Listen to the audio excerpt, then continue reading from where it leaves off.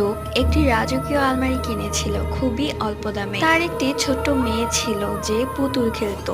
সেই আলমারিটা কিনেছিল তার জীবনের সবচেয়ে কালো অধ্যায়। সে যখন ঘুমিয়েছিল হঠাৎই সে শুনতে পেল তার মেয়ে কাঁদছে, কিন্তু কান্নার শব্দটা আসছিল আলমারি থেকে। তাই সে আস্তে আস্তে গিয়ে আলমারিটা খুলে দেখে সেখানে তার মেয়ের পুতুলটি রাখা এবং সেই পুতুলটি কান্না করছে। এটা দেখে লোকটি অনেক ভয় পেয়ে যায়। আস্তে আস্তে সেই পুতুলটি একটি ভয়ানক রূপ ধারণ করে এবং বিকট শব্দে হাসতে থাকে। সেই পুতুলটি কামড় দিয়ে সেই লোকটার আঙ্গুল খেয়ে ফেলে। তারপর সেই লোকটি জ্ঞান হারিয়ে ফেলে। লোকটির যখন জ্ঞান ফিরে সে তখন নিজেকে হাসপাতালে আবিষ্কার করে এবং সে খবর পায় তার ছোট্ট মেয়েটিও মারা গেছে এবং সেই মেয়েটির লাশ ওই আলমারিতেই রাখা ছিল। এটা দেখে লোকটি অনেক বেশি ভয় পেয়ে যায়। পরবর্তীতে তারা সেই আলমারিটি যেখান থেকে কিনেছিল সেখানেই দিয়ে দেয়। এই জন্যই কারো পুরনো জিনিস কিনতে হয় না।